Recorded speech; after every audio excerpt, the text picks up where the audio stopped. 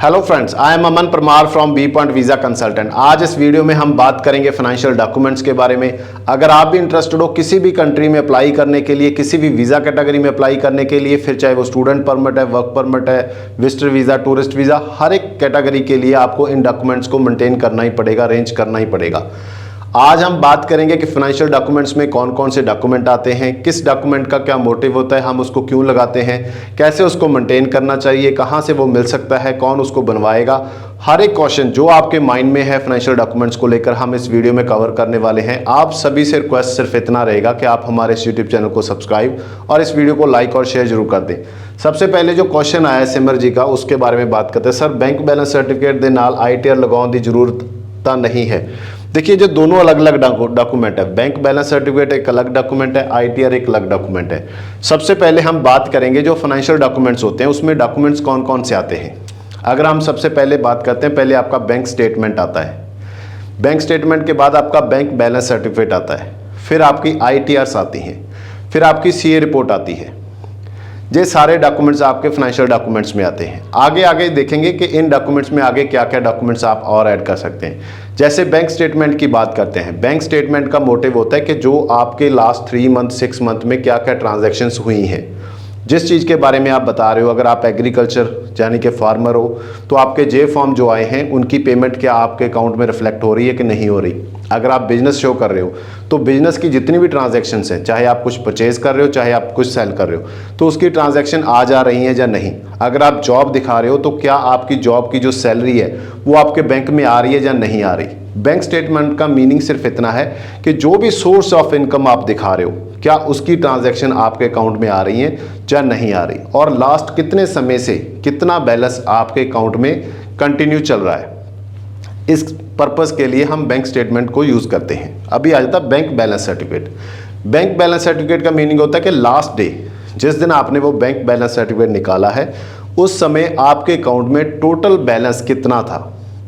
उसके अलावा bank balance certificate कुछ भी नहीं बताता कि वो कितने दिन से आया है, कहाँ से आया, क्या है।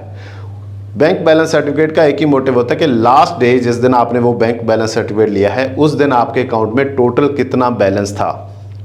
उसके बाद आपके ITR आते हैं। ITR में मालूम पड़ता है कि आप एक साल में, देखिए टर्नओवर अगर किसी कंपनी का 1 करोड़ है उसका कोई फर्क नहीं पड़ता, मेन आपकी इनकम कितनी है। 1 करोड़ के टर्नओवर में आप 10% कमा रहे हो, 15% कमा रहे हो, कितना आपका अर्निंग है। तो इनकम ITR इनकम शो करती है आपकी कि एक साल में आपने टोटल इनकम कितना किया है सारे खर्चे निकाल कर। तो उसमें 2 तरह की इनकम होती है, एक टैक्सेबल, एक नॉन टैक्सेबल। टैक्सेबल आपकी, अगर आप जॉब करते हैं, बिजनेस करते हैं, वो सारी टैक्सेबल में आ जाएंगी। अगर आप फार्मर हैं तो आपकी नॉन टैक्सेबल में आ जाएगी। टोटल एक साल की आपकी इनकम कितनी है उस चीज़ से मालूम पड़ता है, इसीलिए हम वो ITR शो करते हैं। उसके बाद आता है CA रिपोर्ट। CA रिपोर्ट का मीनिंग होता है कि आपके पास जिस कंट्री से आप अप्लाई कर रहे हो, यानी कि आप सिटीजन हो जिस कंट्री में, वहाँ पर कितने एसेट्स हैं। आपके पास हाउस हो सकता है, प्लॉट हो सकते हैं, फार्म हो सकता है, फार्मिंग लैंड जिसको हम ज़मीन बोलते हैं। उसके बाद आपके पास कोई बिजनेस हो सकता है, कोई आपके पास गाड़ी हो सकती है, कोई बाइक वगैरह हो सकता है, कोई गोल्ड हो सकता है, आपके स्टॉक हो सकते हैं, FD हो सकती है। कुछ भी आपके अकाउंट में अगर आपके पास एसेट्स हैं तो आप उन सभी को वहाँ पर शो कर सकते हैं कि टोटल एसेट आपके पास कितने हैं। अगर एक अच्छी CA रिपोर्ट की हम बात करें, अगर 1 करोड़ से ऊपर का CA रिपोर्ट है आपके पास तो वो उसको अच्छा मान लिया जाता है। अगर ITR की बात करते हैं, अगर टैक्सेबल ITR है यानी कि 5 लाख से ऊपर की ITR है तो वो एक अच्छी ITR मानी जाती है। अभी इस साल से अगर जो भी चल रहा है करंट, जब आगे जाकर इसको फाइल करेंगे तो 7 लाख तक आपको कोई टैक्स नहीं, तब सभी 7 लाख की ITR फाइल करेंगे। अभी 5 लाख तक कोई इनकम टैक्स नहीं है तो अभी सभी 5 लाख तक का इनकम टैक्स अपनी फाइल करते हैं।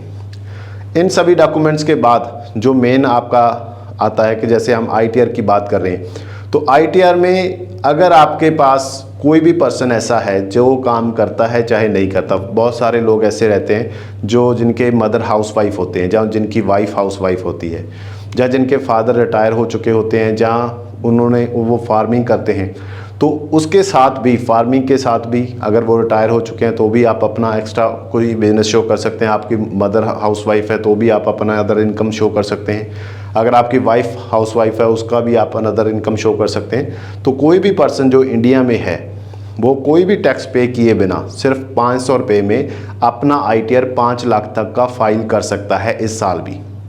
अगर आपको इसमें कोई प्रॉब्लम आएगी तो आप 9551760001 पे कॉल कर अपने ITR के बारे में बात कर सकते हो।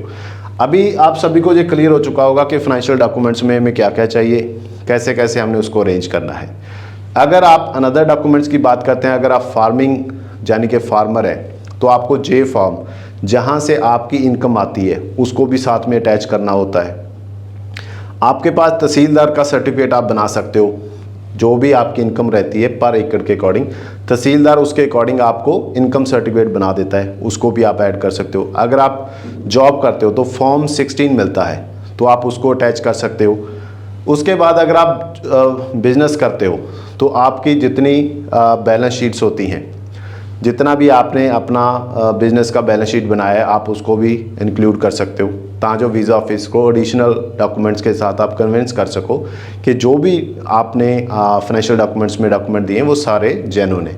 उम्मीद करता हूँ फाइनेंशियल डॉक्यूमेंट्स के बारे में जितनी भी इंफॉर्मेशन थी आपको क्लियरली समझ आ गई होगी। फिर भी अगर कोई डाउट है, जहाँ आपका कोई इंडिविजुअल केस है, कोई अलग तरह का केस है, आप डिस्कस करना चाहते हो तो 9551760001 पे कॉल कर हमारी टीम से बात कर सकते हैं। आप सभी से लास्ट में एक बार फिर जो ही रिक्वेस्ट करूंगा कि आप हमारे इस YouTube चैनल को सब्सक्राइब और इस वीडियो को लाइक और शेयर जरूर कर दें। Thank you so much.